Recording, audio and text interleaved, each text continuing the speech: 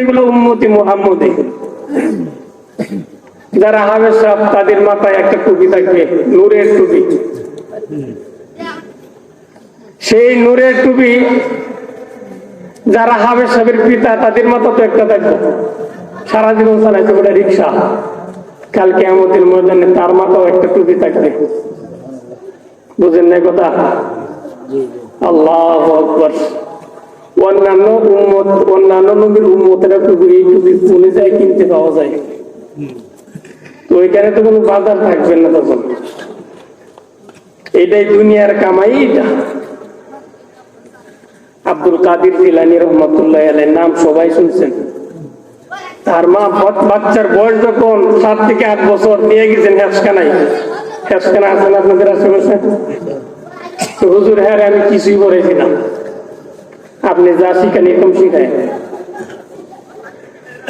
হুজুরের কাছে যখন রেখে আসছে, হুজুর ওনাকে কি শিখায়? আউযু বিল্লাহি মিনাশ শাইতানির রাজিম, বিসমিল্লাহির রহমানির রহিম, আলহামদুলিল্লাহি রাব্বিল আলামিন। আব্দুল কাদের জিলানী শুরু করছে। হুজুর খালি কইছে আলহামদুলিল্লাহি রাব্বিল আলামিন। আব্দুল কাদের জিলানী রহমাতুল্লাহ আলাইহি সূরা শেষ। মা কিছুই ওরাইছে না। বুঝেন না কথাটা? ও মা সূরা ফাতিহা শেষ করার পর উনি কইতেছে কি? বিসমিল্লাহির রহমানির রহিম, আলিফ লাম মিম, যালিকাল কিতাবু লা রাইবা ফীহ। হেরমা কি কইছে? কিছুই ওরাইছে না। অনসারা কি করে? পড়তে আছে যায় থামছে বন্ধ করার যায়। কত বড় তার মারে খবর দিছে, কি সব মানুষের কথা।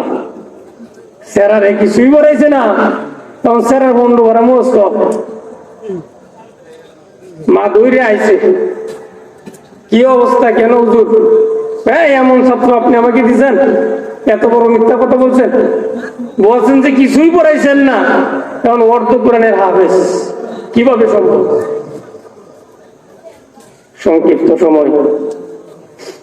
তখন তার মা উত্তর দিচ্ছেন, বাচ্চাকে যখন আমি দুধ দিতাম তখন আমি কোরআন শরীফ তেলাওয়াত করতাম। বাচ্চাকে দুধ দেওয়ার সময় আমি কি করতাম? তাকে দুধ দেওয়ার সময় কোরআন শরীফ তেলাওয়াত এমন ভাবে করতাম আমার 15 বার মুখস্থ হয়ে গেছে। মার 15 বার মুখস্থ হয়েছে। বাচ্চা দুধ খাইতো আর কোরআনের বাণী শুনতো, তার কানে ডুবতে ডুবতে তারও 15 বার মুখস্থ। বুঝেন নাই কথা? এখন আমাদের মা বোনেরা কি করে? হ্যাঁ, আমাদের মা বোনেরা দুধ দেয় আর খালি মোবাইল টেলে। বুঝেন নাই? অথবা কার্টুন দেয়, অথবা ফেসবুক চালা, ইউটিউব চালা। ফুলাবানও দেখবেন কিচ্ছু বুঝে না, খাইতেও জানে না, মোবাইল জানে, আর কিচ্ছু বুঝে না। কেন বুঝে না? মা যেরকম সন্তানও কি সেরকম। সন্তানকে মানুষ বানানোর ক্ষেত্রে সবচেয়ে বড় অবদান মা বাপের। আগে মায়ের, পরে বাপের। মা যদি ভালো হয় সন্তান ভালো হবে। মা যদি মোবাইল চালা আপনার সন্তান বুজুর করব। আল্লাহ আমাদেরকে হেফাজত করুক সকলে বলে আমি। বিশাল বড় বেদনা। তো ঈসা আলাইহিস সালাম বলছিলেন কি যে তোমাদেরকে ধ্বংস কেন করা হলো? 1 নম্বর বলছিলেন হুব্বুদ দুনিয়া, দুনিয়ার মোহাব্বত। দ্বিতীয়টা কি বলছেন? পাপাচারীদের সঙ্গী। আজকাল যদি আমাদের মোবাইল হয় আর কোন সাথী সঙ্গী লাগে না। দিনও সারাদিন চলে, রাইতো সারা রাত চলে। কের খবর সঙ্গী, কের সাথী সঙ্গী, এর মতন বন্ধু আর আছে নাকি? আমি যেটা চাই হেঁটেই দেয়। বুঝেন না কথা? আপনি বালা কাজে ব্যবহার করতে পারবেন, খারাপ কাজে ব্যবহার করতে পারবেন। বালারও শেষ নাই, খারাপেরও শেষ নাই। বালারও লিমিট নাই, খারাপেরও কি নাই, সব আনলিমিটেড। মোবাইল এমবি থাকলে চলে। বুঝেন না কথাটা? এই মোবাইলে মানুষকে কি কি করছে দেখেন। এখন মুরব্বী মানে না, ছেলে বাপের ধমক মারে, দাদারে ধমক মারে, উস্তাদরে গুলি মারে, দাও দেখো এলা লাঠি দে বাইরে এলা, কলা রোগে দূরে এলা, ধরে কিনা? কেন ধরে? মোবাইলের স্বভাবে। মোবাইলের স্বভাব কার মজাই? একটু আগে বলছিলাম না, সোহবতে সোয়ালে তোরা সোয়ালে কোনা। যদি সঙ্গী আমার ভালো থাকে আমার ব্যবহার ভালো হবে, সঙ্গী যদি আমার খারাপ হয় ব্যবহার খারাপ হবে। আমি সারাদিনে মোবাইলে যা দেখি তা আমার ভিতরে ঢুকবে, আমি চাইলেও ঢুকবো না চাইলেও ঢুকবো। আল্লাহু আকবার। আল্লাহ আমাদেরকে ফিতনা ফাসাদ থেকে হেফাজত করুন, সকলে বলে আমিন। তো ঈসা আলাইহিস সালামকে জবাব দিলেন, পরে উনি বলতেছেন, ওই যুবক বলতেছেন,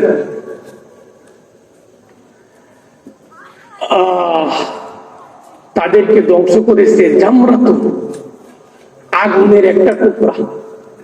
কি আগুনের টুকরা? এটা হচ্ছে আদবারি দুনিয়া কুল্লিহা। দুনিয়া যেরকম বড় এরকম বড় বড় অনেক আগুনের টুকরা আছে। ও আর ওয়াহু ফীহি, এবং তাদের রূহগুলা এটার ভিতরে আছে, এই আগুনের ভিতরে আছে।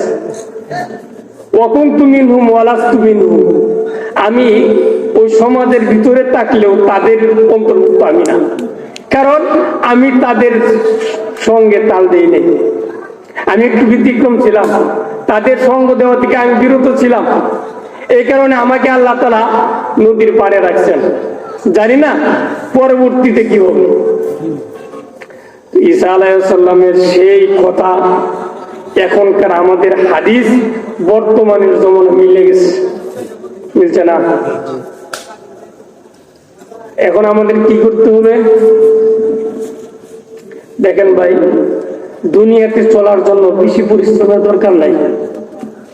দুনিয়াতে চলার জন্য বেশি টাকা পয়সা চিন্তা ফিকির করার দরকার নাই। দুনিয়াতে চলার জন্য শুধুমাত্র আল্লাহ তাআলার উপর পরিপূর্ণ ঈমানটা জরুরি। দেখেন আজকে যদি আল্লাহ তাআলা প্রত্যেক বস্তুকে, প্রত্যেক মাখলুকাতকে পর্যাপ্ত পরিমাণ খাবার দিতে পারে, আল্লাহ তাআলা আমাদেরকে পারবেন না?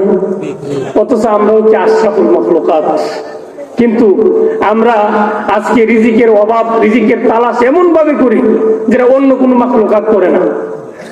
করে আল্লাহ নবী সাল্লাল্লাহু আলাইহি ওয়াসাল্লাম বলে গেছেন, তোমরা শুধুমাত্র একটা ওসিলা গ্রহণ করে থাকো, ছোট একটা দোকান দিয়ে থাকো, আল্লাহ তাআলা তোমাকে চালাবে।